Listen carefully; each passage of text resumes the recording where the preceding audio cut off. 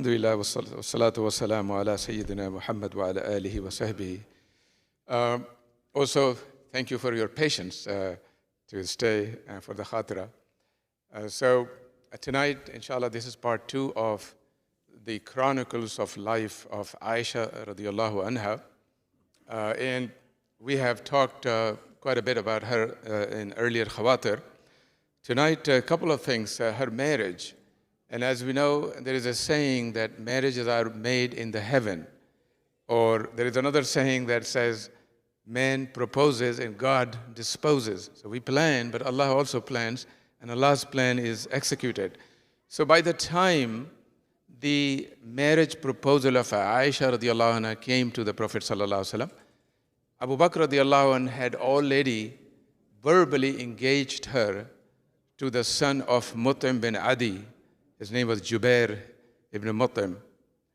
And when the proposal came, Abu Bakr radiallahu anh accepted, but he is facing this quandary that I have already given my word to Mut'im for his son, and I consider the Prophet as my brother. So there are two obstacles.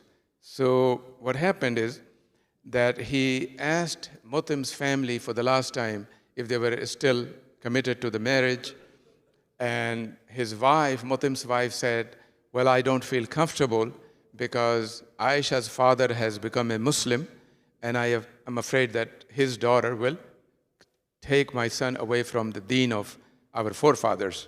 So that was broken.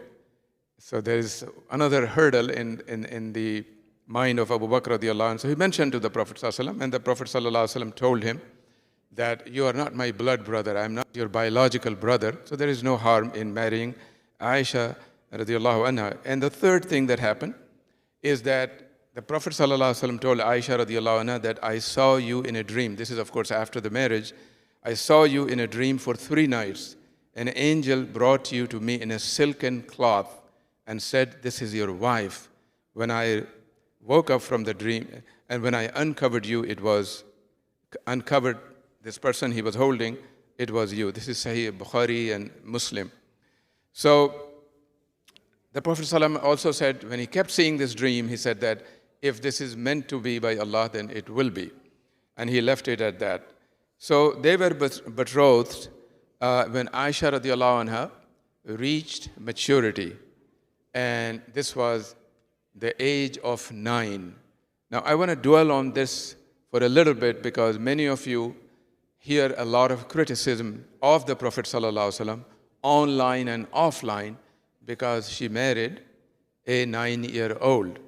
So in Islam, technically, marriage, is there another one? This is in and out.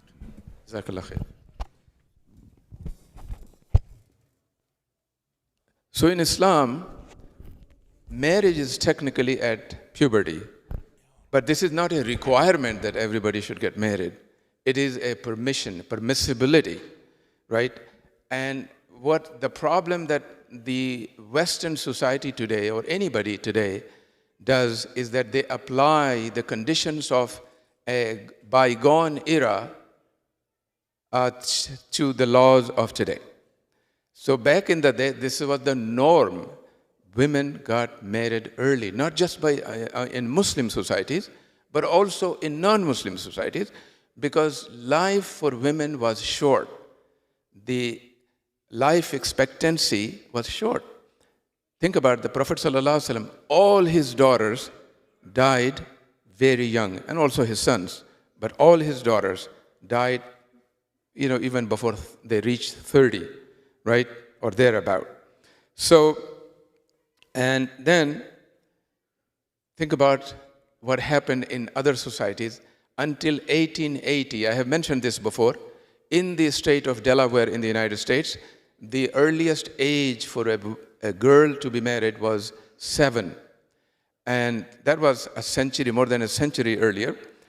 In 1937, a girl named Eunice Winstead married Charlie Johns in Tennessee. 1937, this is the 20th century, when she was 9 years old. And I came across a recent study that was published recently that covered the period from year 2000 until 2018. It says that in this period, 300,000 underage girls were married in the United States, and some of them were as young as 10. Now, I have to caution that nations and states have come up with laws about marriage, what is allowed, what is legal. So if you live in a society where the age of marriage is, say, 15 or 16 with parental consent, then you have to follow, because this Islam also tells us that we must follow the laws of the society where we live. So I'm not saying that you marry your daughter if she has reached the age of puberty at 10. But we find, many Muslims find in a very uncomfortable situation that, oh, the Prophet ﷺ married Aayeshah radiallahu anha at 9, and we are being attacked, because this is one of the most favorite points of attack, lines of attack by non-Muslims. Now, what are some of the specialties that makes Aayeshah radiallahu anha special? So in her own words, she said, Allah gave me a special honor in these things. The Prophet ﷺ did not marry any virgin other than me. He did not marry a woman whose parents were both immigrants, muhajirun from Mecca, Ruman and Abu Bakr radiallahu anhu. Allah revealed several verses of the Quran from the heavens regarding her innocence. The incident of Ifk that I talked about last week, Surah Nur. Jibreel alayhi salam brought her picture from heaven in silk and told the Prophet, marry her, she's your wife. The dreams that I mentioned to you earlier. The Prophet ﷺ and Aayeshah bathed from the same vessel, which he did not do with any other wives. The revelation came to him when she was with her, not his any other wives.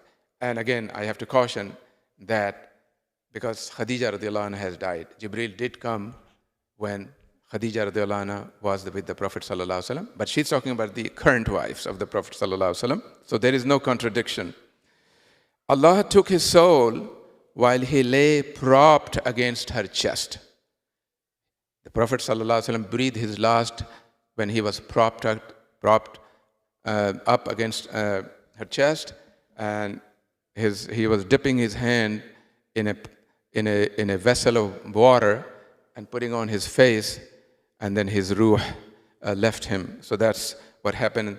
And then he died on the night when it was her turn, and he is buried in her room. So where the Prophet ﷺ is buried, that is the hujra of Aayeshah radiallahu anha. And when he died, Muslims were faced with a number of questions. How should the Prophet ﷺ be buried? Whether he should be bathed, given ghusl with his clothes on or clothes off, and so on and so forth. So a voice came from the corner of the house that bathed the Prophet ﷺ with his clothes on. And then Abu Bakr radiallahu anhu solved this issue of where he should be buried, because they had buried many Sahaba, but the Prophet ﷺ is special. Who should lead his Salatul Janazah, right? He is the Imam al-Anbiya and Imam al-Rusul. Who should lead, who become the Imam of the Prophet ﷺ's Janazah prayer? And there was no Imam. People came in groups, they invoked Allah's blessings on the Prophet ﷺ, and they left. They didn't ask for forgiveness of the sins of the Prophet ﷺ, because Allah already had forgiven his mistakes, not sins but mistakes. So Abu Bakr radiallahu anh solved this issue, and he said, I had heard from the Prophet ﷺ that a messenger is buried where he dies. A messenger is buried where he dies. And so they dug the grave in the house of Aayeshah radiallahu anha in the Medinan style, which has a lahad on the side. So there is a niche carved out on the side, and that's how the Prophet ﷺ was buried. Inshallah, next week we will talk more about Aayeshah radiallahu anha. Subhanaka Allahumma wa bihamdik. أشهد أن لا إله إلا أنت أستغفرك وأتوب إليك.